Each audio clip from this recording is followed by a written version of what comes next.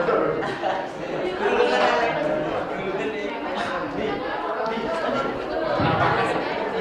tes berguru. Assalamualaikum warahmatullahi wabarakatuh. Selamat pagi semuanya. Kalau saya bilang semangat pagi, pagi banyak. Selamat pagi semuanya. Alhamdulillahirobbilalamin. Alhamdulillah kesehatan Allah Subhanahu wa taala sehingga kita dapat berkumpul dari sini. Tadi saya bilang dari Semarang ya. Dari Semarang, ya betul. Oh, iya. Hari ini saya mengisi acara. Jadi biasanya kan ngaji sama Ustaz Amin.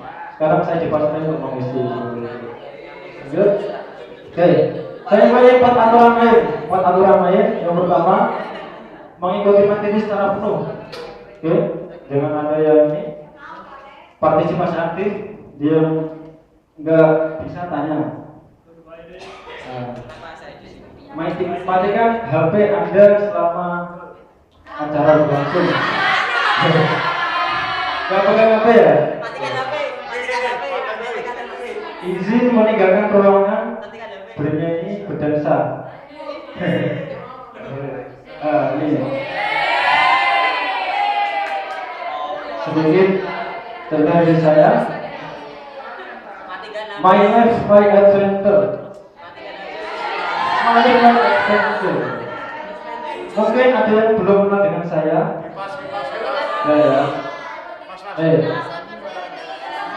Nama saya Aam Purnaifi. Ini nggak kelihatan ya, ini dari desainnya ini.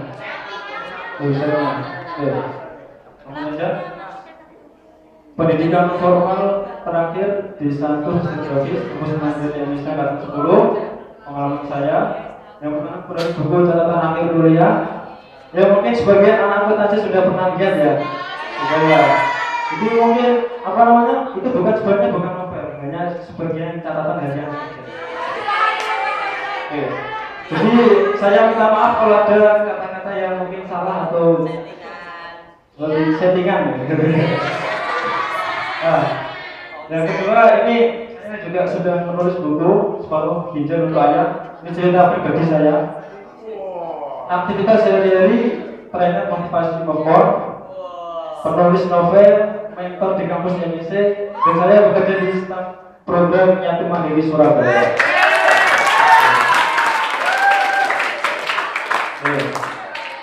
Saya lahir tanggal, ya bisa saya sebutkan. Yang penting saya kelahiran 95. Ada yang 95 di sini? Kurang lebih usia saya 21 tahun. Ini buku pertama saya. Jadi buku ini saya dulu kan jurusan desain grafis ya. Ini adalah cover buku. Jadi saya buat desain cover buku sama novelnya langsung yang antum baca seperti itu. Jadi ini tugas TA saya dulu, tugas TA di desain grafis dulu. Begitu. Yang ini rencana ya, baru dapat kira-kira 40 halaman lah. Sedang saya rintis yaitu novel. Ini saya garapnya lebih serius ini. Kalau yang buku yang kedua ini. Yang pertama mungkin saya baru belajar, mungkin kata-katanya banyak yang kurang bagus. Menulis itu indah, tulislah kisah yang paling berharga dalam hidupmu. Ada yang hobi menulis di sini, angkat tangan? Banyak ya? Banyak. Sebelumnya saya ingin tangannya diangkat seperti ini, tangan kiri, tempelkan ke pundak teman kalian. Tempelkan ke pundak. Siap? Tempelkan ke pundak.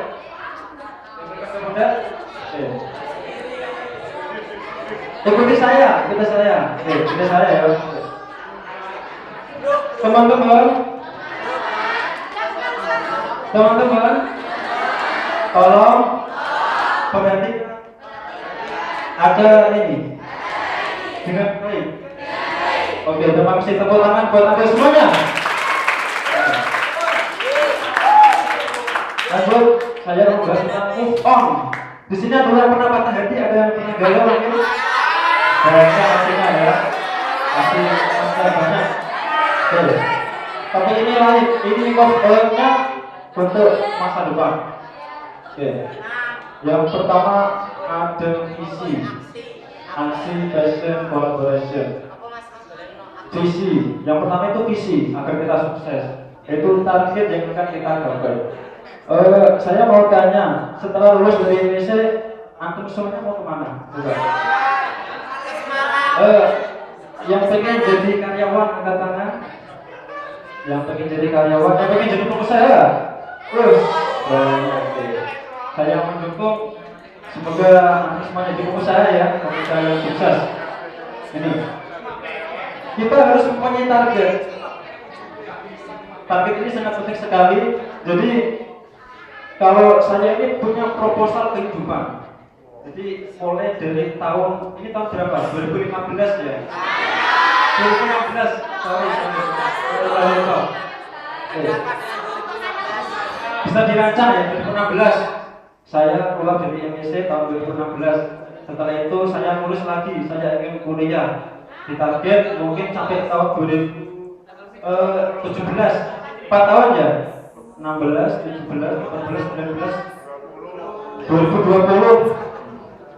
2020 terus lulus, terus menikah atau punya anak, harus ditarget, harus punya keuangannya. Saya juga mentarget, jadi saya target itu 1 bulan bisa menabung 1 juta, jujur. Jadi pengeluaran kita kalau kita tabung 1 juta kali 12 berapa? 1 tahun 12 juta, seperti itu. Lanjut, visi dunia dan akhirat. Saya punya sebuah cerita, itu jadi kekayaan itu bukan segala-galanya, teman-teman semuanya. Tolong perhatikan. Halo. Ada seorang CEO itu apa? CEO bahasa Indo. Bagus Mas Arya. Bagus.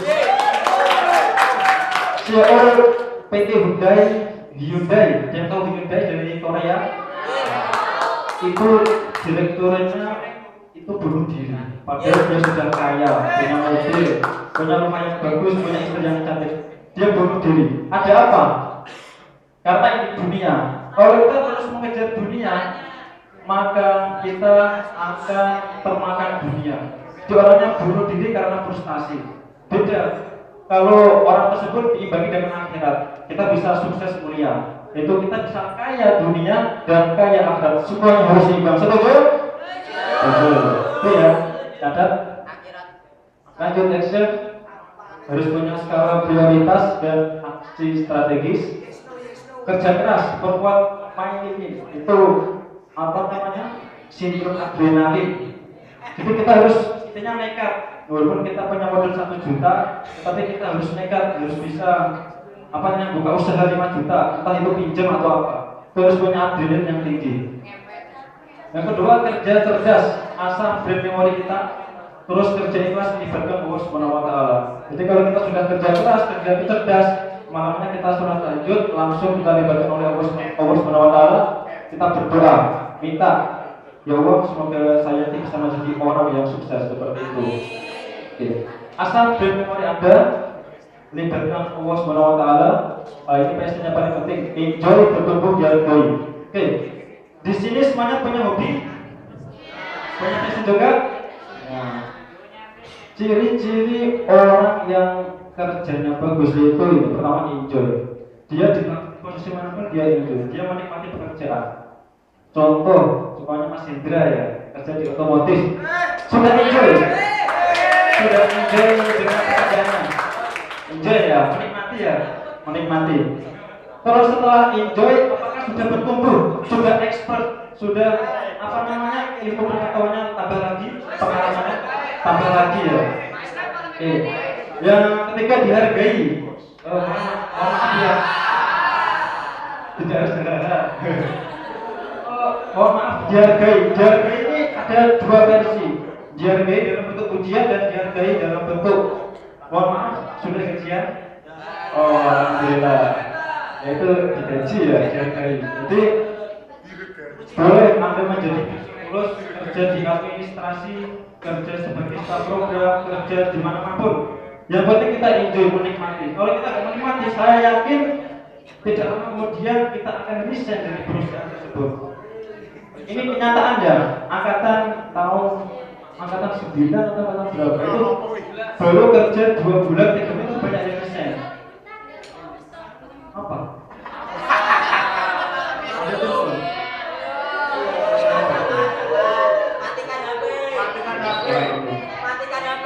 Enggak, saya jangan dokumentasi ya.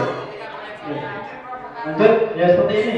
Kita harus bisa mengatur passion Anda dari sekarang. Apa cita-cita Anda? Seperti itu. Oh, enggak kelihatan ya? Enggak kelihatan. Nah. Enggak kelihatan. Ini itu otak kita. Yang pertama analitis thinking. Di sini ada orang thinking, angkatannya dan TI. TI mana TI? TI. TI siapa TI? Oh. Semua ini TI. Berarti sama dengan saya. Saya ini TI. Pertama thinking. Orangnya ini berdasarkan logika. Dia cocok bekerja sebagai ahli IT, cocok sebagai kerja administrasi, sebagai EO, sebagai CEO juga bisa. Ini tergantung orangnya.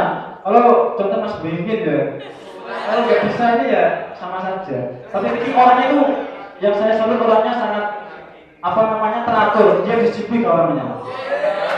Disiplin.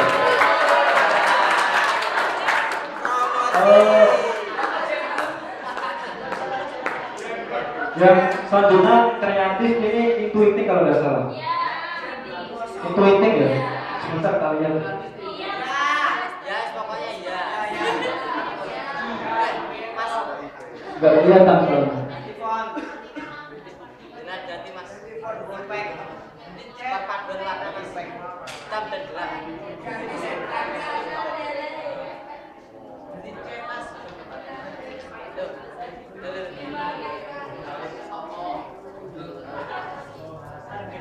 Oke, seperti itu ya.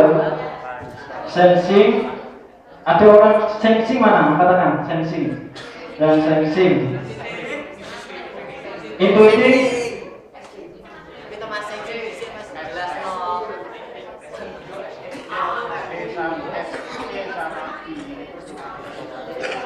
Kalau intuitif itu kreatif, dia berdasarkan intuitif. Jadi kalau intuitif itu orangnya condong cocok sebagai seorang artis, seniman, orang intuitif.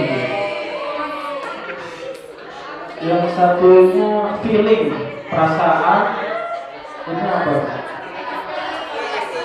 Apa? Yang kurang apa? Insting ya. Thinking, insting, terus intuitif, feeling, sensing. Pokoknya seperti itulah. Oke. Yang ketiga collaboration. Jadi kita harus prioritaskan Allah Subhanahu wa taala, bangun network seluas mungkin, saling menguntungkan. Yang penting itu adalah semua apa yang kita rasakan pastikan kepada Allah Subhanahu wa taala. Karena Allah adalah tempat kita berdoa. Jadi kalau kita sedang galau, kita sedang ingin mencari kesuksesan, prioritaskan Allah Subhanahu wa taala. Bangun. Yang kedua, bangun network seluas mungkin. Jadi ini sangat penting, kenalan. Di sini sudah kenal semuanya. Yang Iwan sudah kenal yang dari Semarang. Yang dari Semarang sudah kenal yang dari Surabaya. Jadi tolong kenalan ini sangat penting. Harus bisa membangun network seluas mungkin. Yang ketiga, saling menguntungkan, yaitu kerjasama. Kunci orang sukses yaitu kerjasama. Ada kerjasama kita akan bisa meningkatkan level kita. Oke, pilih partner. Cari partner yang tepat. Siapa? Kalau kita kumpul dengan para pengusaha, pasti kita akan menolak sebagai pengusaha. Kalau kita kumpul ulama-ulama, kita pasti menjadi ulama. Cari partner yang tepat, yang baik, bergaul dengan yang berpengalaman, aktif dalam organisasi. Lanjut, ini. Kamu cenderung otak kanan atau kiri? Mari kita terus bersama. Tolong tangannya kedua di atas. Oke, di atas ya. Ini akan tes apakah kalian cenderung otak kanan atau otak kiri. Oke, saya contohkan.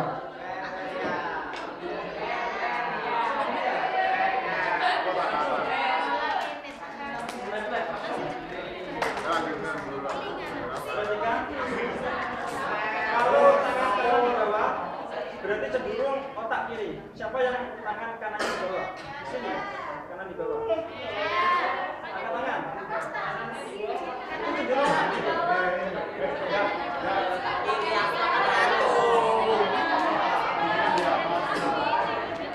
Oke, kalau tangan kanan ini di bawah, contoh seperti ini. Ini di bawah. Itu cenderung memakai otak kiri. Kalau seandainya kebalik, Di atas. Yang kiri di bawah. Yang kiri di bawah itu cenderung otak kanan.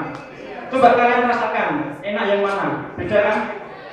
Beda ya? Kalau kita berbeda beda ya? Pasti beda. Kalau saya sendiri cenderung otak kiri. Oke, mari kita pelajari selanjutnya. Nah, ini otak kiri. Dia sangat mengandalkan logika. Logika ini, kalau otak kiri orangnya sangat pintar, menulis, berbicara, matematika, analisa, objektivitas, perimbangan. Kalau orang yang cenderung otak kanan, ini imajinasi, intuisi, kreativitas, dan emosi. Di intinya, kalau otak kiri itu cenderung logika, semuanya pasti dilogika. Ini cocok bekerja sebagai seorang administrasi, akuntansi, pokoknya yang sebagai hitung-hitungan, kayak saya. Oke, siapa yang cenderung otak kiri? Angkat tangan. Ada berapa? Otak kiri ya? Otak kiri, hanya otak kiri. Otak kiri apa? Otak kiri. Oke. Yang otak kanan, angkat tangan coba. Lebih banyak yang kanan ya. Tetapi menurut penelitian itu lebih banyak otak kiri. Karena apa? Kalau otak kiri ini cenderung orangnya terstruktur, terorganisasi. Kalau otak kanan itu kebanyakan seorang musisi itu otak kanan. Misalnya penyakit juga otak kanan karena dia menggunakan intuisinya, menggunakan imajinasinya. Seperti itu. Oke, sudah paham ya? Ya paham. Lanjut, otak kiri mengontrol untuk bagian kiri, keterampilan angka-angka, matematika, menganalisa, objektivitas, menulis, berbicara, dan pertimbangan. Ini otak kiri. Otak kanan bentuknya 3 dimensi, dia suka musik, selera seni yang tinggi, intuisi, kreativitas, dan emosi. Oke, yang ke ini terakhir. Ciri-ciri orang ekstrovert dan introvert. Sebelumnya ada yang sudah pernah kenal apa itu ekstrovert dan introvert? Beda ya. Oke, yang pertama ciri-ciri orang ekstrovert yaitu orangnya suka bergaul dengan banyak orang, tidak suka dengan kesendirian, banyak teman, susah mendengar suara teman yang lain, ingin dilihat paling hebat. Coba kalau yang merasa dirinya ekstrovert, angkat tangan. Ekstrovert. Ekstrovert ini sedikit, memang sedikit karena orangnya senang bergaul. Oke. Introvert ciri-cirinya sebagai berikut: tidak suka dengan keramaian. Dia kalau dengan keadaan ramai itu dia tidak suka. Dia sering menyendiri. Cenderung pendiam. Nah, di sini yang pendiam siapa coba angkat tangan? Yang pendiam. Yang pendiam ini orang introvert ya. Terus kalau dia belajar, dia itu butuh ketenangan dalam belajar. Kalau dia ramai, dia itu tidak bisa belajar, tidak bisa konsentrasi. Kalau dia butuh ketenangan intinya. Terus ya ini yang paling enak kalau diajak curhat. Siapa yang ekstrovert di sini? Ada yang pernah curhat dengan teman-temannya? Siapa? Benar. Jadi dekatilah orang sampai jam berapa? Dekatilah orang-orang yang introvert ketika antum semuanya ada masalah. Jadi percuma kalian punya masalah sedang galau curhatnya sama orang ekstrovert, pasti dia cuek. Iya, pasti dia cuek. Pasti dia dicurhatin. Saya itu lagi galau ya. Sedang ini ya. Pasti cuek. Kalau sama orang introvert pasti enak. Dan ini kelemahannya paling sedikit temannya. Saya sendiri juga orang introvert. Saya orang introvert. Cenderung berdiam. Nah ini studi kasus apa karakter yang sesuai dengan golongan darah. Golongan darah. Halo? Hai. Ini ya. Di Jepang ramalan tentang seseorang lebih ditentukan oleh golongan darah daripada zodiak atau shio. Ada yang tahu apa itu shio? Ya tahu ya. Kenapa katanya? Golongan darah itu ditentukan oleh protein-protein tertentu yang membangun semua sel di apa itu? Di tubuh ya, di tubuh kita. Dan oleh karenanya juga menentukan psikologi kita. Benar apa tidak? Oke. Saya tanya dulu, siapa yang golongan darah A? Angkat tangan. Golongan darahnya A sedikit ya, sedikit. A. Ini A. Orangnya terorganisir, konsisten, jiwa kerjasamanya tinggi, tapi selalu cemas karena perfeksionis yang kadang bikin orang mudah sebel. Nah, ini. Kenapa itu? Yang A siapa coba? Katanya. Apik, benar? Benar nggak? Kecenderungan politik distrust. Siapa yang golongan darah B? Angkat tangan. B. Sedikit ya. Kamu B. Artinya B. B. Saya juga termasuk golongan B. Oke, golongan saya. Ini orang B ini ya. Orang B ini nyantai, kayak saya nyantai. Sebenarnya kalau saya lihat mungkin wajah saya mungkin kurang semangat ya. Mungkin kayak wajah galau. Tapi sebenarnya saya itu enjoy ya, nyantai, enjoy. Isi gue bebas dan paling menikmati hidup. Saya sangat menikmati hidup. Betul Mas Arya? Orangnya pokoknya nyantai, dia tidak. Semuanya itu dihadapi dengan santai. Gitu. Ada yang golongan darah O, angkat tangan. Oh sedikit ya O ya. Kok angkat tangan terus? Ya nggak tahu golongan darahnya siapa di sini. Belum pernah tes golongan darah. Golongan darah O ini berjiwa besar, supel orangnya, nggak mau ngalah, harus menang. Timnya itu menang kalau O. Iya, O itu timnya menang. Alergi pada yang detail. Jadi orang O ini jiwanya jiwa-jiwa pemimpin, pemimpin yang otoriter, pemimpin yang biasanya O. Lanjut. Ada yang AB, golongan darah AB, bagus AB. Orangnya unik, teman-teman, banyak akal, mempunyai kepribadian ganda. Betul Mas Bagas? Itu kalau saya lihat Mas Bagas ya, mohon maaf ya, kadang dia juga mempunyai bakat terpendam. Sebenarnya suaranya dia itu bagus loh, penyanyi. Iya, penyanyi. Tetapi dia mempunyai dua kepribadian ganda. Dia juga apa namanya? Kalau dia itu nggak terlalu suka musik ya, padahal sebenarnya dia suka musik. Nah, ini yang ada yang belum disebutkan sudah semua. Darah suci, nggak ada. Yang paling disukai untuk jadi teman, yang nomor 1 golongan darah O. Orangnya sportif, ada yang golongan darah O. Ini yang paling banyak disukai temannya karena orangnya itu penangan, dermawan. Golongan darah A selalu on time dan persis. Ada yang golongan darah A yang tadi darah A. Golongan darah AB orangnya kreatif. AB tadi siapa AB? Bagas ya, kreatif. Yang B tergantung pada mood. Saya B. Saya juga golongan darah B. Kalau saya nggak mood ya nggak, tergantung mood juga sih. Selanjutnya, kebalikannya, teman yang paling disebelin atau tidak disukai. Golongan darah B, saya sendiri. Saya ini orangnya egois ya, jujur ya, egois orangnya. maunya sendiri. Ya, setiap orang kan pasti punya kelebihan dan kekurangan toh.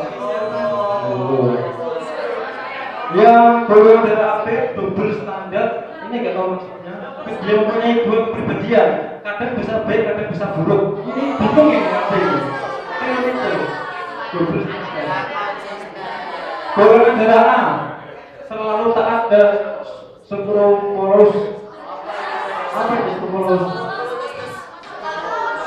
Dia ini sangat taat. Dia sangat taat dengan peraturan. Kalau ada peraturan pasti dia mentaati. Yang O sulit mengalah. Lah ini O. Orangnya sulit mengalah karena apa namanya? Cenderung egois juga. Ini nilai dari tema. Nilai dari tema coba. Coba sebentar. Ada apa dengan pacaran? Ini menyangkut masa depan. Kayaknya. Jujur. Halo. Saya dulu di Indonesia juga pernah suka dengan akhlak. Jujur. Yang namanya manusia ini manusiawi ya. Pasti ada. Yang pertama, apa sih enaknya pacaran? Yang pertama, boros waktu dan biaya. Benar ini? Boros waktu benar? Ya dari chattingan Facebookan ya, benar ya? Boros waktu dan biaya. Yang nomor 2, berpergian dan berdoa dengan norma haram. Ini jelas dosa ini. Dosa. Yang ketiga, berhias dan mempercantik diri. Pasti kalau kita mau ketemuan pasti sudah ganteng apa belum, sudah cantik apa belum, seperti itu. Tetapi kita beda ya. Kalau kita ketemu dengan pacar, ketemu dengan ini. Tetapi kalau ketemu dengan Allah kok pakaiannya kayak bedanya yang bikin kita tidak ini ya. Yang nomor 4, angan-angan dan zina hati ya. Pasti semuanya pernah merasakan. Karena apa? Zina hati ini perasaan. Kita membayangkan saja, mengangan-angan saja itu sudah zina hati. Saya juga pernah mengalami, saya bukan orang. Saya juga ini ya, istilahnya angan-angan di sini. Jadi kita cara mengatasi ini, kita berzikir kepada Allah Subhanahu wa taala banyak-banyak. Yang nomor 5, bersentuhan tangan dan aktivitas mendekati zina. Yang keenam, mengumbar pandangan dan rayuan. Yang belajar berbohong. Pasti kalau kita merasakan pasangan pasti berbohong. Bilangnya gini, jawabnya gitu. Yang terakhir, kesedihan atau teror saat putus pelanggaran ini. Pasti kalau kita sedang galau diputus pacar ya, pasti akan sedih dan cenderung ini mengancam yang kuat. Ini yang paling saya nggak suka. Karena apa? Sebagai ini ya, Ivan saja. Sebagai seorang laki-laki, kalau diputus cewek, nggak masalah. Ini motivasi tidak masalah. Yang lain masih banyak teman-teman. Terus yang kedua, jangan sampai kita menyakiti akhwat, karena hati akhwat itu sangat lembut. Jangan sampai disakiti, kasihan. Seperti itu. Sampai jam berapa? Biasa ya? Belum. Nah ini kata kemarin dulu. Halo. Nah, pakai baik-baik. Jodoh sudah diatur oleh Tuhan. Wanita yang baik dapat laki-laki yang baik, dan laki-laki yang baik dapat wanita yang baik. Wanita baik yang memaksa menikahi laki-laki tidak baik akan bersuami tidak baik. Laki-laki baik yang memaksa menikahi wanita tidak baik akan beristri tidak baik. Sudah diatur. Jodoh itu kata untuk kita yang milih, Tuhan yang merestui itu. Ini kata mana betul? Ini sebenarnya mengutip dari sebuah dalil dari Al-Quran ya. Cuma Pak Mario Teguh ini sebenarnya motivasinya itu dari hadis dan Al-Quran. Cuma dia menasionalkan. Kita kan semuanya umat beragama ya. Dan dia menggunakan kata-kata Tuhan. Sebenarnya ada dalilnya. Oke. Thank you, community. Nah, ini saya ingin ada perwakilan Ikhwan 1, Akhwat 1 maju ke depan memberi motivasi kepada semuanya. Oke. Oke, sebentar. Yuk, siapa yang pengen maju? Ada sedianya. Siapa? 1. Arya mungkin memberikan motivasi. Latihan, nanti memberi motivasi. Ayo, 1 Ikhwan, 1 Akhwat. Ayo, berjalan.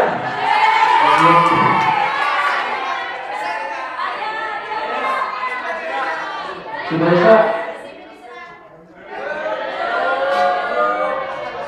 1 Ikhwan, 1 Akhwat memberikan motivasi positif kepada kita semuanya. Siapa yang mau?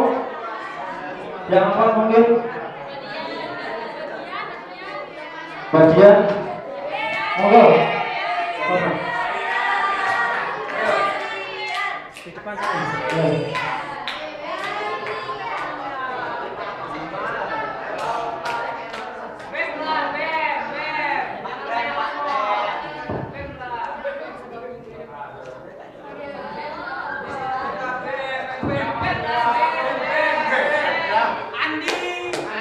Saya kasih contoh ya, kayak ini.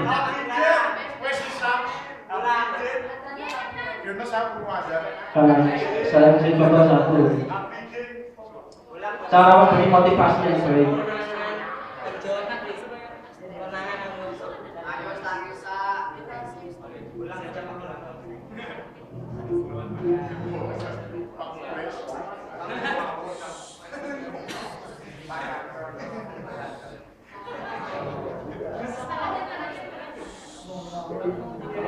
Mengapa saya sulit move on?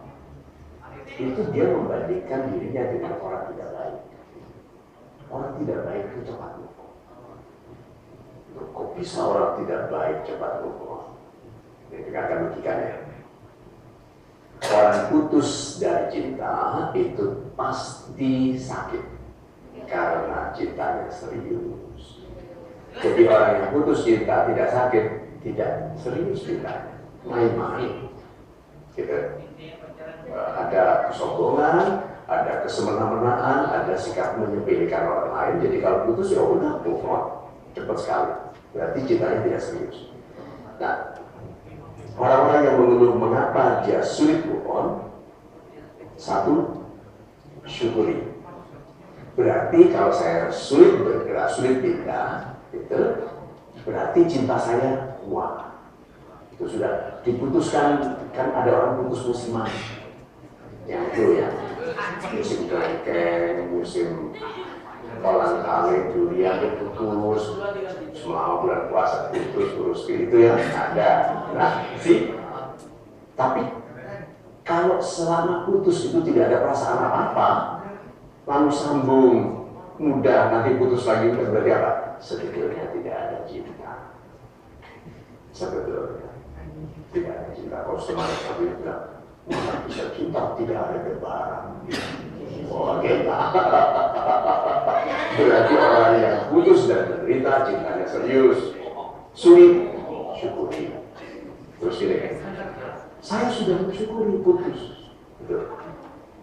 Karena saya sudah simpulkan dia orang tidak baik untuk saya, bagus sekali. Terus Anda tidak bisa move on, kenapa? Karena dia yang terbaik bagi saya. Ya, berapa banyak orang mengatakan itu.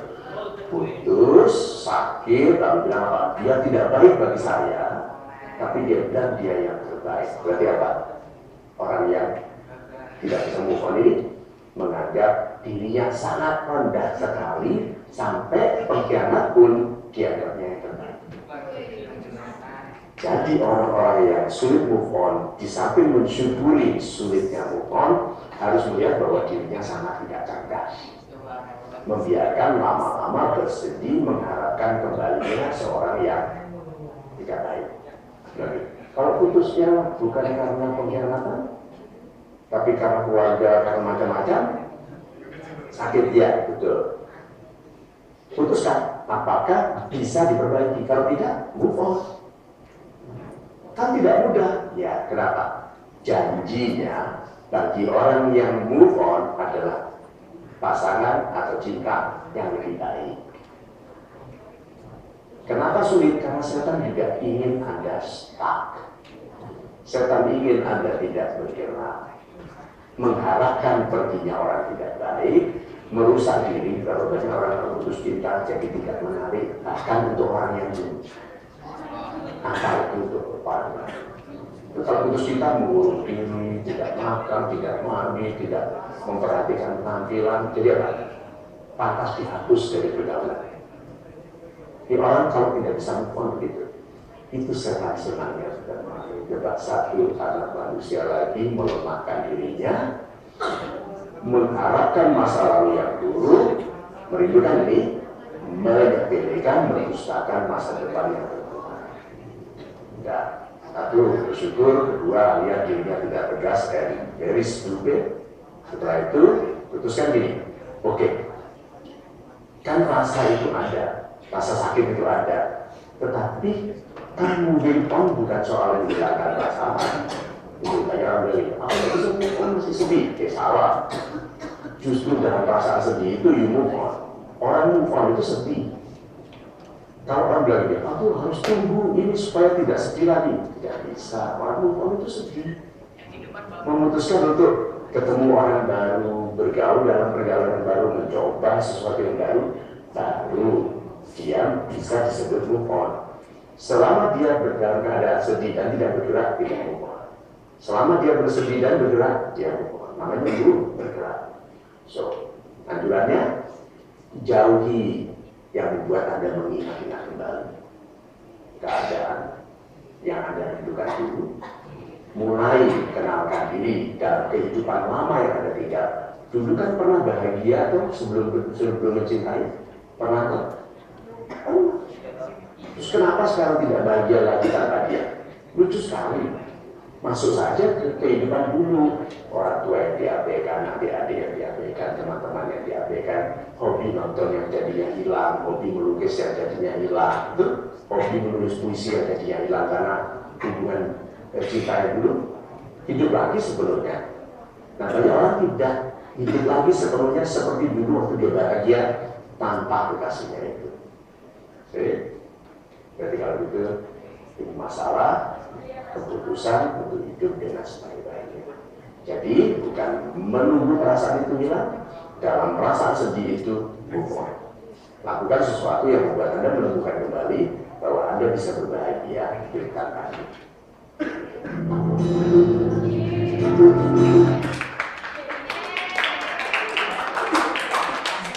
Super Mario. Sudah saya tambah sedikit. Jadi untuk ikhwan dan akhwat, tolong jangan galau. Yang pertama. Yang kedua, move on. Boleh jadi masa lalu kita jelek, masa lalu kita penuh dengan dosa-dosa. Akan tetapi masa depan kita masih suci. Setuju? Setuju. Masih suci. Sudah ini saja. Yang penting kunci sukses yang pertama, sukses bukan dari MPC, bukan dari mentor, bukan dari kepala semua. Sukses itu bagian dari Anda sendiri. Kalau orangnya masuk di dalam ruangan kosong ada kaca ya, kalian kilo itu apa? Mengaca. Anda melihat gambar siapa itu? Diri Anda. Jadi penentu sukses adalah diri Anda. Oke, semoga saya berdoa juga harapan saya semoga kalian sukses, bisa move on, bisa bangkit dengan kegalauan yang ada. Terima kasih untuk diri saya. Assalamualaikum warahmatullahi wabarakatuh. Oke. Terakhir ada ini yang beri motivasi satu lagi. Ada hadiahnya nanti dari saya. Aku Aziz. Satu kata motivasi, terserah. Bismillahirrahmanirrahim. Saya akan memberikan motivasi dan saya ini mengambil hikmah dari satu jari, yaitu jari manis. Saya minta dengan ya begini.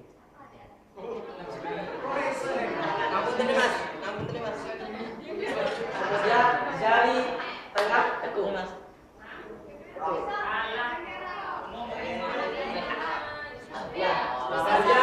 Kalian buka satu persatu dari jempol. Seperti gini.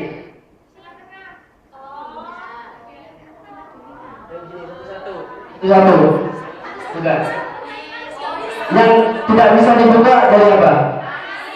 Nah, kita hidup dunia ini ambil hikmah dari manis itu. Mengapa? Dari manis ini mempunyai niat dan tekad, niat dan tinggi.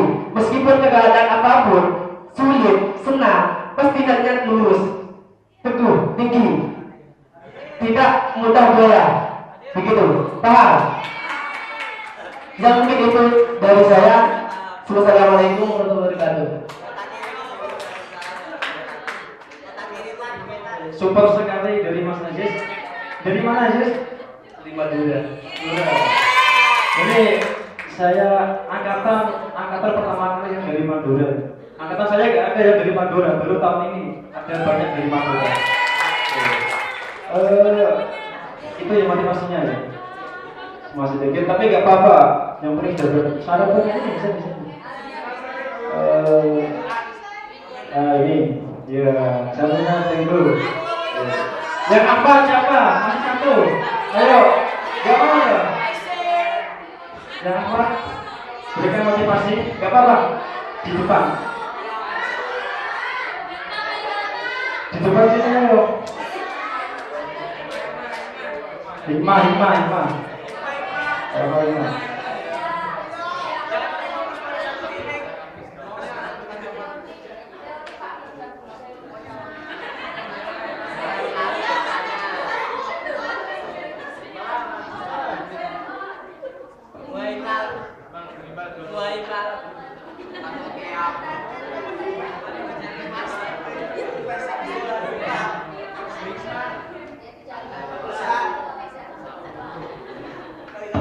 Assalamualaikum warahmatullahi wabarakatuh. Setahu saya orang sukses itu pasti semangat. Terus sukses. I am sukses. You are sukses. We are sukses. Yes. Di sini nggak banyak ya. Jadi gini, setiap orang itu pasti memiliki masalah dalam kehidupan, terutama kalau dilihat dari akhwat ya. Kebanyakan itu kan mengalami masalah saling iri, saling dengki, dan saling. Terkadang manusia itu, namanya juga manusia ya, nggak pernah merasa puas akan apa yang dia dapat. Selalu melihat ke atas, Bagi saya, apabila urusan dunia itu, kalian boleh melihat ke bawah, bukan ke atas. Tapi urusan akhirat, lihatlah ke atas, karena masih ada langit di atas langit. Terus juga apa ya? Jadi gini, kalau kalian selalu melihat ke atas, kalian itu sama aja melihat rumput tetangga. Rumput tetangga itu kalau dilihat memang selalu lebih hijau, tapi rumput sendiri lebih baik. Daripada Anda melihat rumput tetangga, lebih baik Anda melihat rumput sendiri, urusi, pupuki, sampai akhirnya sama seperti mereka. Terima kasih dan Terima kasih. Masih satu lagi.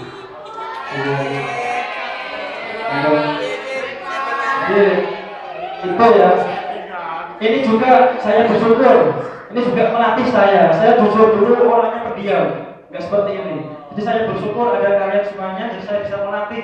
Ini saya juga latihan ini, seperti latihan. Jadi seorang trainer seperti itu. Jadi terima kasih untuk kalian semuanya. Jadi yang penting berbahagialah, karena bahagia itu ada kesuksesan seperti itu. Dan jangan mengeluh. Terima kasih dari saya. Assalamualaikum warahmatullahi wabarakatuh. Coba aja.